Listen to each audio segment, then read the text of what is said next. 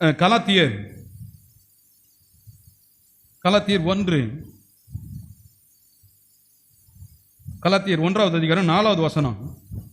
அவர் நம்மை இப்பொழுது இருக்கிற பொல்லாத இப்பிரபஞ்சத்தில் நின்று விடுவிக்கும்படி நம்முடைய பிதாவாகிய தேவனுடைய சித்தத்தின்படி நம்முடைய பாவங்களுக்கு தம்மை தாமே ஒப்பு கொடுத்தார். ரொம்ப ரொம்ப தெளிவா அங்க எழுதுறாங்க பாருங்க. என்ன சொல்லி மறுபடியும் வாசிக்கிறேன் கேளுங்க. அவர் நம்மை இப்பொழுது இருக்கிற பொல்லாத பிரபஞ்சத்தில் நின்று, அப்படின்னா இந்த உலகத்திலிருந்து, கவனிங்க, உலகம் பொல்லாதது கிடையாது. அந்த உலகத்தில் வாழுகிற மக்களுக்குள்ள இருக்கிற எண்ணங்கள், அந்த பாவங்கள் தான் என்ன உள்ளது, பொல்லாதது.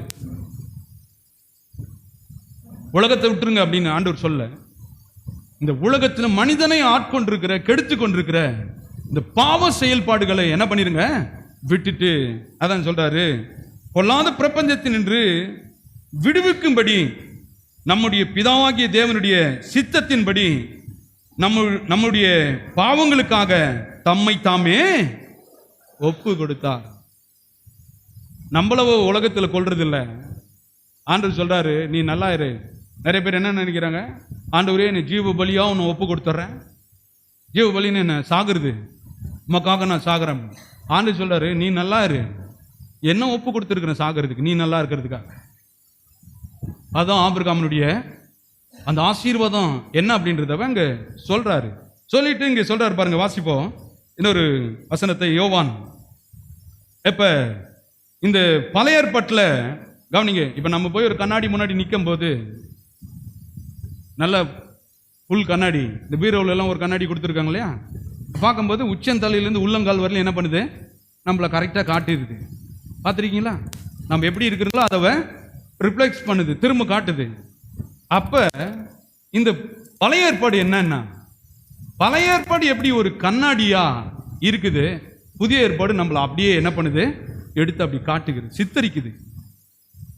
நிறைய பேர் சொல்றாங்க ஆபிரகாம் ஆசீர்வாதம் பழைய ஏற்பாட்டில் தான், புதிய ஏற்பாட்டிலையும் பாதி அவர் தான்.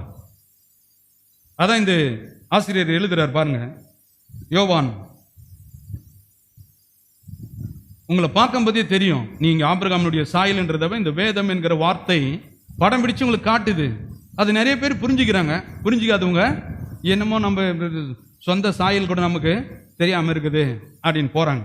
பாருங்க, யோவான் 15:19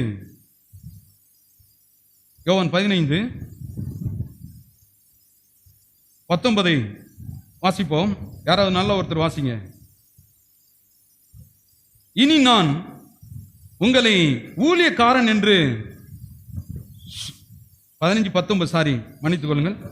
நீங்கள் உலகத்தராய் இருந்தால் உலகம் தன்னுடையதை சிநேகித்திருக்கும். நீங்கள் உலகத்தராய் இராதபடியினாலும் உங்களை உலகத்தில் இருந்து தெரிந்து கொண்டபடியினாலும் உலகம் உங்களை பகைக்கிறது. ஆண்டவர் சொல்றாரு, உலகத்துல தான் நம்ம இருக்கிறோம், உலகத்தாரோட தான் நம்ம வாழ்ந்துட்டு இருக்கிறோம், உலகத்தாரோட தான் படிச்சுட்டு இருக்கிறோம், உலகத்தாரோட தான் வேலைக்கு போயிட்டு இருக்கிறோம். ஆனாலும் ஆண்டவர் சொல்றாரு, அவங்க கலாச்சாரம் வேற, அவங்களுடைய பேச்சு வேற, அவங்களுடைய செயல்பாடு வேற, அவங்க வணங்குற விதங்கள் வேற. ஆண்டவர் அதான் சொல்றாரு, நீங்கள் உலகத்தராய் இருந்தால் உலகம் தன்னுடையதை சிநேகித்து இருக்கும். அதனாலதான் இந்த உலகத்தாங்கெல்லாம் பார்த்தீங்களா, தேவன் சொல்றத அவங்க பின்பற்ற மாட்டாங்க. அவங்க எது மேலாம் ஆசை வச்சிருப்பாங்க, பார்த்துருக்கீங்களா? இப்படி ஆசைகள், எனக்கு இது பிடிக்கும் அது பிடிக்கும் அப்படின்னு சொல்லிட்டு இருப்பாங்க. அதான் சொல்றாரு, உலகம் தன்னுடையதை சிநேகித்து இருக்கும்.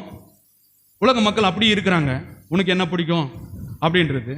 ஆனா இவர் என்ன சொல்றாரு, நீங்கள் உலகத்தராய் இராதபடியினாலும், நீங்க அப்படி இல்லை, உலகத்தில் தான் இருக்கிறீங்க, ஆனா நீங்க அவங்க மாதிரி வாழக்கூடாது, அவங்க மாதிரி சிந்திக்க கூடாது, அவங்க மாதிரி சில கலாச்சாரங்களை பின்பற்றக்கூடாது அப்படின்னு சொல்லிட்டு, உலகத்தராய் இராதபடினாலும் நான் உங்களை உலகத்தில் இருந்து தெரிந்து கொண்டபடினாலும். ஆபிரகாம் இப்படிதான் தெரிஞ்சுக்கினார், உங்களும் அப்படிதான் தெரிஞ்சிட்டு இருக்கிறேன். நீங்க உலகத்தில் தான் இருந்தீங்க. ஒரு பெரிய கண்மலையிலிருந்து ஒரு பீஸை வெட்டி எடுக்கிறதுன்றது பெரிய சாதாரணமான விஷயம் கிடையாது. அந்த கலாச்சாரத்திலேருந்து நம்மளை கூப்பிட்டு இப்போ இதை விட்டுரு அதை விட்டுரு அப்படின்னு சொல்லும்போது அவ்வளேஸ் கிடையாது.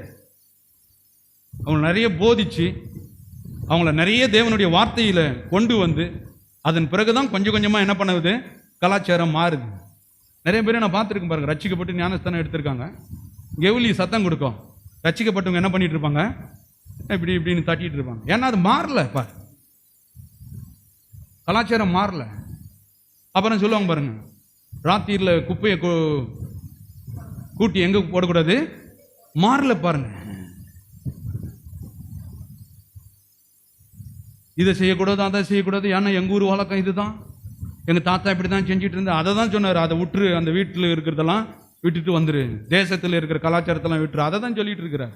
இவங்க என்ன பண்ணிட்டாங்க, ஸ்ட்ரெயிட்டா வேற மாதிரி எல்லாம் குடிச்சிட்டாங்க. ஒருவன் கிறிஸ்துக்குள்ள இருந்து அவன் எப்படி இருக்கணும், அவரை பின்பற்றணும். வார்த்தை என்ன சொல்லுது, அதை தான் சொல்லிட்டு இருக்கிறார். இதை விட்டுட்டு இதை புடி அப்படின்ற